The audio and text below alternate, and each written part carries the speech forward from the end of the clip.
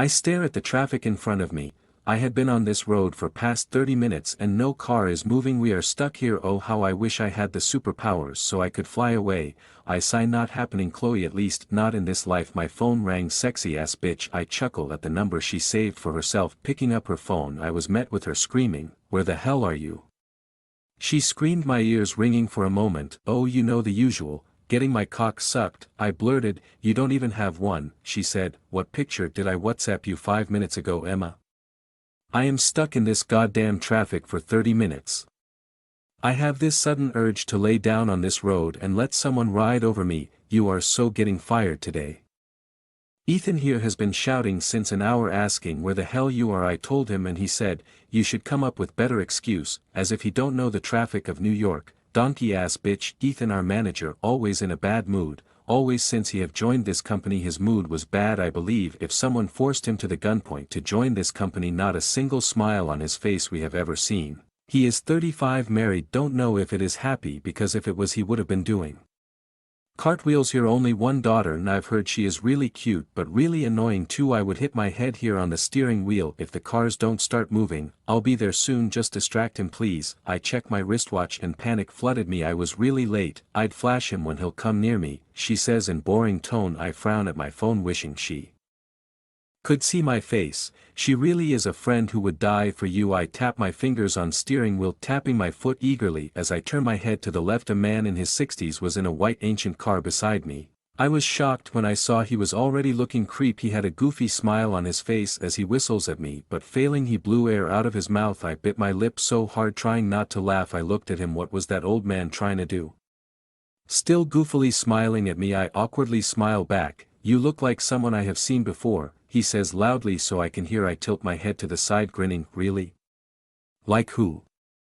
"Mike Wazowski," a smile still on my lips as I frown and remember if he was any celebrity. But why would he compare me to a male? When realization hit me I gasped loud, "The one from Monster Inc. How could I not figure it out?" He grinned at me and blinks. "You agree too, right?" Soon cars started moving. I stick my head out and shouted, "You old bitch," and sped a little so my car could be near his. "Oi.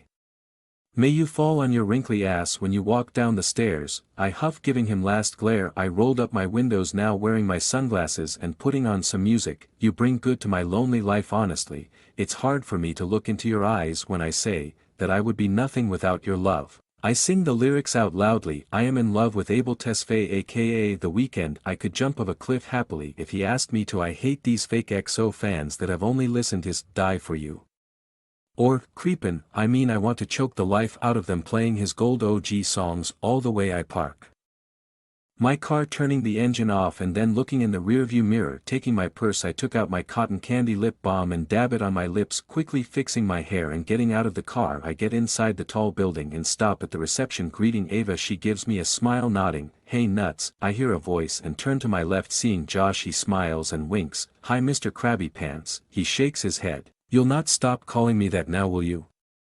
I click my tongue, "Never," and "Hey. You also call me nuts." He laughs. "Well, that's my favorite. I can never forget that day." And then he started laughing his ass off, holding his hand on his stomach as he laughs loudly. I give him boring look as Josh continued to laugh uproariously. I couldn't help but roll my eyes and playfully punch his arm. All right, enough with the laughter. "Or else you're gonna poop your pants," I said, trying to stifle a smile. Ava watched our playful banter with amusement. "Hey, why's Josh laughing so much? Tell me about your weird nicknames too," she chimed in, grinning. I glanced at Josh, who had finally managed to catch his breath. "Well, Ava, it all started at Josh's epic party a few years back," I began. "He decided to throw a party and a normal party. He threw this theme party of Under the Sea. We're talking inflatable palm trees, colorful fish decorations, and Josh dressed as a crustacean complete with pincers and all."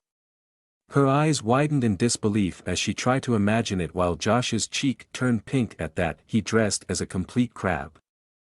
The best part was when he tried to impress us with his signature moves. He started doing bizarre crab-like dance complete with sideways shuffling. I, on the other hand, was laughing so hard I think I even peed myself a little." I chuckled. Josh cut me off. "Hey now. I thought I was killing it on the dance floor." I laughed at his attempt of defending himself. Now about her." I had this cake that top was filled with nuts. I decided we could cut a cake just for fun. He rolled his eyes. Well, Miss Nuts convinced me that she wanted to cut the cake because her birthday was far away, so I let her do it, and then, he bit his lip trying to chuckle. I pushed her head into the cake. When she stood straight her face was filled with nuts and in her nose Oswell.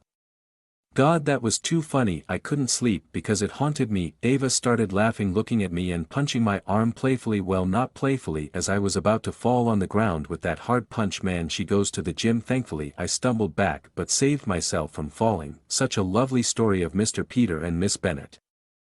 I turn around at the voice real fast, my heart thudding in my chest loud as my eyes widened. Right in front of us was standing Ethan, our manager. He had this fake smile on his face where he looked between me and Josh. What should be the ship name then? He tapped his finger on his mouth, thinking. I turn my head towards Josh, scared, signaling a death sign. He nods. Oh. How about Chosh, or Closh? Such a good name, right? He squealed like a kid, clapping his hands together. Oh boy, he was good at acting. I think he skipped his mental pills today. Then he crossed his arms around his chest and his smile fall. Shit, he glared at me and Josh. You two better be in my office. I nod slowly. Now. He turned on his heel, walking back. Okay, I gotta say Ethan's but was big, real big. I think even bigger than his wife. He looked like Donald Duck, no offense, as he walked back. You really checking out his ass? Josh said, cocking his head. I made disgusting face. How the hell did he think of me checking out Ethan's ass? You, Josh. It was confirmed that me and Josh were getting fired. Then we both could sit on the luxurious path here in New York with a bull. Nice. You two are not taking this seriously. I need to talk to Mr. Knightley then. Ethan glares at me and Josh. No sir, please, we can sort this out. I say, trying my best puppy eyes. It's not our personal matter that we could sort out. You are not Dash. I can babysit your daughter. I blurted out. He frowns at me. Babysit? I nod, glancing at Josh, who was confused. Well, you can have your alone time with your beloved wife, while I can babysit Sarah for a day. I shrug. He narrow his eyes. Are you blackmailing me? What? No, of course I am. He thinks for a second. Okay then. Only this time I am letting you two both go.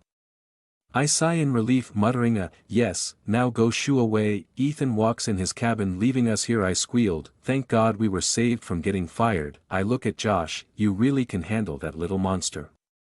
He raises his eyebrow. She can't be that bad. I smile. Oh, she is. He nods, pursuing his lips. He puts his hand on my shoulder. Good luck for that, and walks away. I can handle her. I shrug. I type away on my laptop, focusing my eyes on it, biting my lip and then taking my cup and sipping coffee. Oh my God, Emma starts by saying. I glance at her, still typing. What is it, Emma? Mike Knightley's son is returning here after many years, and people are saying he don't like to talk at all. Some says he is allergic to people. She tells me the tea of the day. What's the name of the arrogant man then? I smirk. Shoo. She gives me the eye look. If that donkey Ethan hears you, he will fire your ass. Looking around to make sure he doesn't hurt her. What is the gentleman's name? I ask with a smile, trying best not to curse. Oliver Knightley. She says. Oliver. Why is he even returning here then? I ask. I don't know, but he was in Italy back few years. Rumors says that he used to be the CEO here, but because of some personal matters his dad, aka Mike Knightley, told him to shift there, and now he is returning. My mouth turned in shape as I nod. Hey, and I wanted to ask, there is this party Nathan here is throwing. It's his birthday. She says. Oh, I forgot his birthday. Nah man. He while remembers my birthday like he have been counting days when it will be here, even when it's 4 months left. He start telling me how many days are left. I awkwardly always smile at him. Emma says he is obsessed with me. I don't see where. Or maybe, I can't see. I am blind. Blind. I walk up to Nathan where he is sipping his coffee. Oh hi Nathan, happy birthday. I smile at him. He grins widely, blinking at me. Chloe.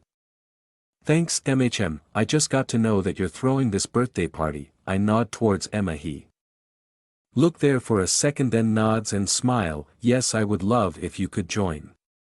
And please do, or else I could reschedule. No, I am gonna join. I take out my phone and turns it towards him. Please write the address and timing. I am not wearing that shit, Emma.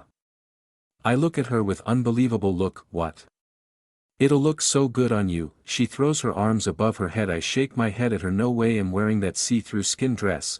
Never happening. She groans and closes her cupboard. Fine, wear whatever suits you more which that also dash, I am not wearing that Emma. I say sternly choosing between my dresses I chose the black elegant dress which hugged my body perfectly it came down my knee doing my little bit of makeup I wore my heels and my black earrings doing my little bit of makeup I wore my heels and my black earrings I turned towards Emma who looked smoking hot in those skirt and tank top, whoa girl go off, I say looking at her she grins squealing, and you go off the bridge you look amazing.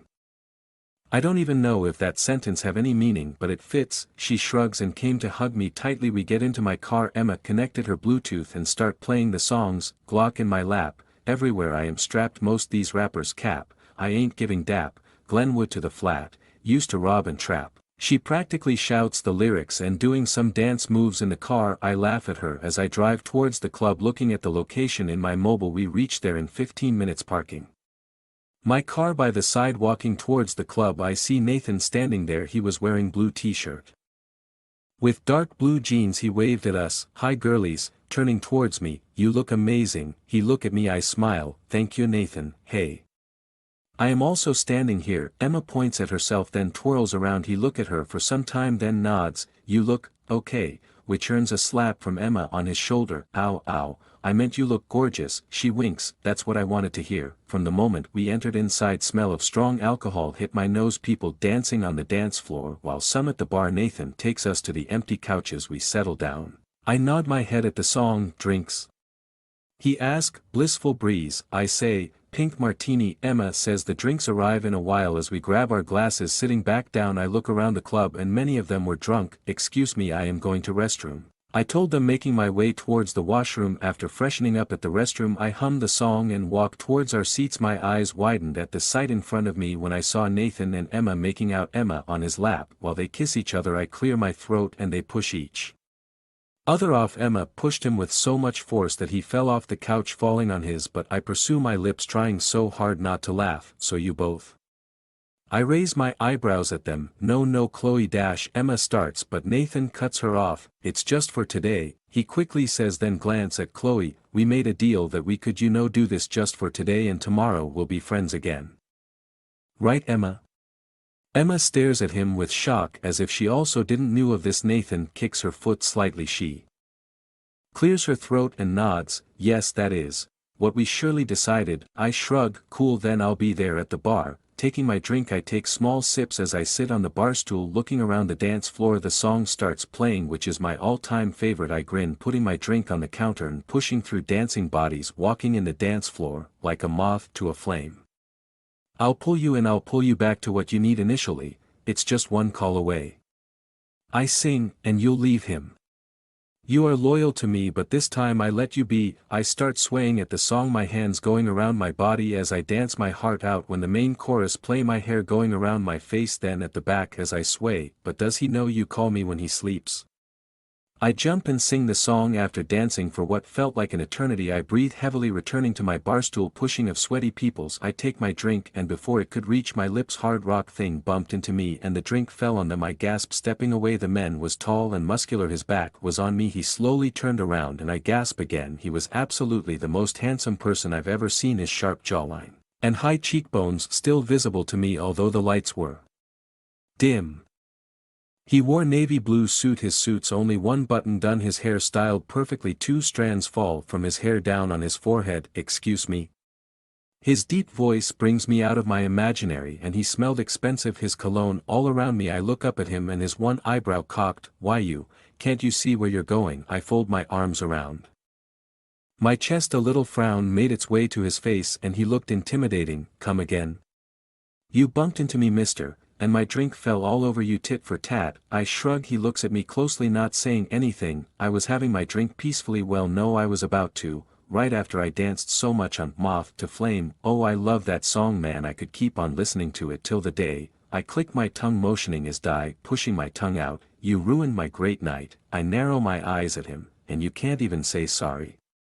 How rude, he looked down at his suit, you ruined my suit, I roll my eyes, don't make your panties and twist, guys don't wear panties if you know, he tilt his head a little, I am sure you do, oh hell nah his hands made its way to his pockets as he says nothing, I'll buy you that drink again, you asshole you think I'll agree to your drink and then you expect me to warm your bed don't you? I glare at him. He was taken aback by that. Excuse me, miss. That is not dash, that is exactly what you meant, you prick. Bitch. Little dick, I huff. Okay, you need to shut up, Chloe. His mouth turn up a bit. Little dick. I clear my throat. Yeah, stupid, I mutter. Shocking to me, he didn't argue back or didn't fight me. That was what I expected from him. I am not going to waste my time more on you. Worst night for you, Thanos. He didn't reply. Watching me carefully, he nods. Weird guy, really weird guy. My eyes begging me to close, but I somehow keep them open. Yesterday we came home so late, around 4 something, while at 8 we are in office. Am I clear? Ethan says, looking at all of us. Yes sir, I mumble with them. Good, now get back to work. When Mr. Olive Knightley arrives I'll let you all know. As soon as he leaves I sit back on my chair and lay my head down on table, sighing and groaning. Nuts, what's up? I hear Josh from behind. Not no Josh, I mumble, my eyes closed as I dream of. I see you had a blast yesterday, he says. I groan. I said, not now Josh, I swear I'll strangle him till he die. Okay, you can nap for a while, I'll wake you if someone comes. I smile in my sleep as I nod slowly. Wake up, nuts. No. Wake up, Mr. Knightley have arrived. I jerk, sitting up, blinking, and saw myself, my hair all around and little drool on my mouth. I excuse myself, rushing to the washrooms. I fix my hair, washing my face with face wash. Thankfully I keep for emergency, and then apply my moisturizer, sunscreen, little bit of mascara, my lip balm, and I take out my perfume, spraying it all around me, showering with my perfume, then looking in the mirror. Good, you can do this, I whisper myself. I walk out and walk towards my chair and sit down, looking at Josh by my side. How do I look? He whistles lowly. Damn, you are planning for him to fall for you, don't you? And you are planning for me to kick you in the balls. I smile at him. He mutters something in his breath which I didn't hear. What? I say. He shrugs it off, and then his eyes go to the figure in front of us. Mr. Knightley is here, Ethan says, standing right beside him. I turn my head with a smile which was quick to turn into a shocked expression. No, God please no. He stared at everyone with his green eyes, and it come to rest on me. My breath got caught in my throat. He looked handsome as he did yesterday, and his face is now clearly visible. He is drop dead gorgeous person. I bet girls drop their panties just by looking at him. His hair is styled back with some strands falling on his forehead, his jaw clenched and hard. By he stares at me with no single glare that I expected from him. Don't tell me he is Oliver Knightley. I gulp, looking at him with nothing but guilt. While he remains calm, he turns his head towards Ethan, our manager. Introduce them all. And then his eyes find mine again. I avert my gaze, not being able to be fierce and confident like I was yesterday. How would I know that this handsome hunk is my CEO, and she is Chloe Bennett? He introduces me to Mr. Oliver Knightley. He nods. Chloe, he says slowly. Something fills in my stomach as he says my name. Butterflies, he says. Nothing, not at all, as he turns around and walks away. I expected him to say, you are fired. Get out of my office, you little pig-looking thing. Yet he said nothing. I wonder if the silence is related to the one when the storm is about to begin. Lord save me. The meeting is held by Mr. Knightley. He wants to see all of your work. It is at 4 sharp. You all better be there. He points at me and Josh. You too, especially Josh. He glares. Yes sir, of course, Josh says, smiling as soon as he leaves. That donkey never have any good mood till the day. He huffs in annoyance. I swear to God, man, I groan. Nathan comes in view, looking at me and Josh. You too, Ethan is calling you. I roll my eyes. What does that big fat ass want now? Josh chokes on his water and laugh. The hell, nuts. Hey, he got big ass that. I can agree, Emma says, joining in with a laugh. Yeah, and I am sure he, pointing my eyes at Nathan, got big dash. Emma coughs loudly. I smirk, shaking my head. I guess Ethan was calling you. Yeah, I am going, but you have many things to tell me, I say sternly. Me and Josh curses Ethan through the whole way till his office. Then we had a smile on our face. You asked for us, sir. Josh said. Ethan looked at his watch, then nods. I'll drop Sarah at night by 8 and we'll pick her up in the morning. I choke on my saliva. Excuse me, sir. My eyes widened. What? You said you will babysit her. He narrowed his eyes at me. That is it, you bitch. Okay, hello there. I said I will babysit your daughter, not adopt her. I say, gritting my teeth. You are glaring at me, Chloe. He says, well duh. I roll my eyes. I have had just enough of you. I shout at him. Josh beside me was quick to keep his hand around my shoulder, squeezing it silently, warning me. Ethan's eyes widened and he shifts in his seat. I dash, clearing his throat. Fine, I'll pick her up at 12, he says quickly. I sigh. Okay then, great, I'll be waiting for the little mo dash kid. Little kid, Josh says quickly smiling at me. Phew, yeah, thank God I didn't say kid. Kid right?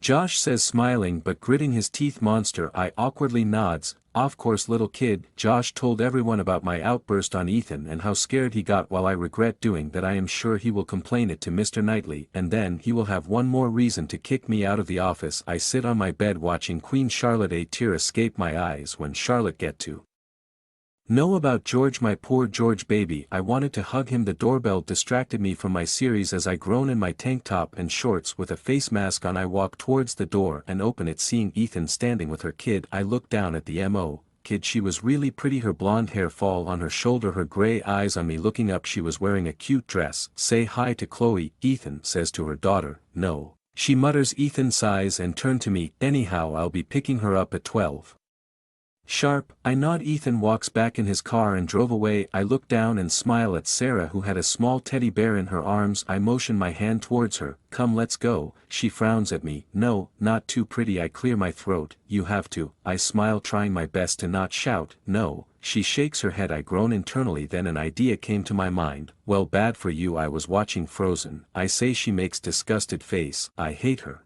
The foo dash. My eyes widened. What?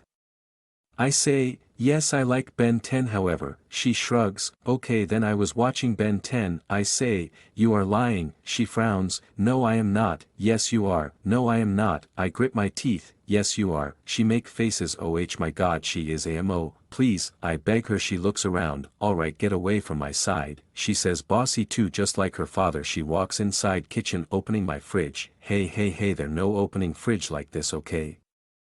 I smile at her, then close it. She raise her eyebrows. No opening fridge. I smile and nod. She opens the fridge wide little and runs away. Hey. I say. She giggles and walk in my room. Oh. Nah, there is my laptop. I quickly rush there, seeing her watching my laptop curiously. What are they dash? She asked confusingly. I walk there now, looking at the laptop. I gasp. I was quick to close it. The sex scene was playing even though they were covered. Man, how could I forget to close the damn laptop? What were they doing? She asked furiously. I bit my lip. Think. Oh, they are friends. They are just playing a game which only people above 18 plays. I say. She frowns. Really? I nod. Well, my daddy and mommy also play that game a lot. She tells me. I still blinking at her. No way I am interested in Ethan's sex life with her wife. Well, that's good. Anyways, you want to eat something? I ask, changing the topic. She thinks for a while. Yes, brownie. How am I supposed to make brownie at this time? You really want dash? Yes, I do. She cuts me off. I pursue my lips. Okay, my voice high-pitched. Now listen to me. You sit here while I make brownies and bring it to you, okay? You can watch Ben 10 inch. I say. She nods. Thank God. I open my laptop and play Ben 10 for her and then walk inside the kitchen. I look at tutorial in my phone. Okay, I need cocoa powder. I mutter to myself. I take out the cocoa powder packet, cutting the top of it with knife and pouring it in the bowl. I walk towards the kitchen to grab eggs. When I turn around, I scream. Sarah stands there with her teddy bear and giggles. Evil child. I wanted to see how you make brownie, she says sweetly. Promise you won't touch anything. I raise my eyebrows. She nods happily. Okay, then take a seat. Cocoa powder's box fell down on the ground, so I bend down to pick it up. Sarah threw that cocoa powder on my hair and on my face. I cough, my eyes shut as I groan. You evil. I hear her laugh loudly. You just wait. I could feel it all over my clothes and my hair and my face. I somehow walk over to sink and wash my face, then look down. It was all over me. I turn towards her and glare at her. She pouts. I am sorry, that fell by mistake. I didn't mean it, she says softly. All my anger goes away. You promise? Yes, I do, she mumbles. You pinky promise? I say, lifting my little finger. She lifts her pinky finger. Yes, I smile at her. Okay, then I'll be back after a quick shower. No, wait. There is something on your face, she says, pointing at it. Really, what? I move close to her. She motions me to come more closer, so I do. Crack. Wet thingy fall from my head as my mouth fell open. She cracked an egg on my head and laughs again, looking at me. God save me from this monster. Josh was indeed right. It was 3 and this little kid was still jumping around and messing with me in any way. Doorbell rang and I quickly run there, opening it. I sigh, seeing Ethan standing there. I glare at him. What does sharp means in your dictionary, sir? I say with gritted teeth. He gulps. Sorry. His voice high-pitched, then he cleared his throat. You said 12 sharp, didn't you, sir? I cocked my head to the side. Well, I was caught up, whatever, take her. Please, I say, and move from my side. Ethan looks at her daughter. Come on, Sarah, he says. No, Daddy, I don't want to go. My eyes widened at that as I turned towards Ethan with, help me. Look, Sarah, he says sternly. Sarah huffed and walked towards him. Good, thank you for babysitting her. Can I drop her again some? I cut him off. Thank you, sir, I'll see you in office, I say quickly and shut the door, releasing a breath. Thank God that evil thing is gone. I open the tea kettle standing beside it. Can you make 1 cup for me too? Emma says, yeah sure. So how was Ethan's kid? She asks. I groan. Oh, don't even ask, that little shit as annoying as hell. She chuckles. Seriously? She can't be that bad. Oh, believe me, that's what I said to Josh. I give her the look. I am shocked Mr. Knightley wasn't even in the meeting when he was the one who arranged it. I say. Josh shrugs. He may have some things to do, understandable, like having sex with girls. Oh God, what's wrong with me, Chloe Bennett? I turn at one of our colleague. Yes, you are to be expected in Mr. Knightley's office in an hour, he says, and leave. Here comes the storm. I fiddle with my fingers, biting my lip hard. I get inside the elevator and pressing the floor. I walk there and the secretary with her iPad stands there. You are? She asks. Chloe Bennett, I say. She looks in her iPad and nods. Yeah, Chloe, this way, she says. I smile and follow her between the collider. Then she stops in front of the black door and turns towards me, glancing at her watch. Mr. Knightley will see you now. She steps away. I take a deep breath as I push open the door to Mr. Knightley's office. I am immediately struck by the sight before me. The office is nothing short of luxurious and exudes an air of elegance. The walls are adorned with gray color, and the furniture is sleek modern. A large desk made of polished wood sits prominently in the center of room, perfectly organized with neat stacks of documents. But what catches my attention the most is the magnificent floor-to-ceiling window at the far end of the office. It offers a breathtaking view of the city. As I approach the desk, my eyes are drawn to the figure behind it. I gulp. Mr. Knightley sits with an air of authority, his presence commanding attention. He exudes confidence and power. Dressed in a meticulously tailored suit, it hugs his muscular frame,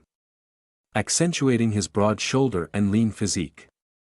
The light gray fabric complements his strong jawline and piercing eyes. As I meet his gaze, his eyes, a striking shade of green, convey a mixture of intelligence and intensity. Miss Bennett, he says in his low deep voice. I smile awkwardly. Mr. Knightley, how long have you been working? He asks. Oh God, this is the part where he'll say now your time is over. 3 to 3 years, sir, I say. He turns his attention to his laptop, licking his lips. He nods. You didn't let me speak on that day, Miss Bennett, he says, and meet my gaze. I blink at him. I am sorry, I should have don't apologize, he says. I frown. Then what?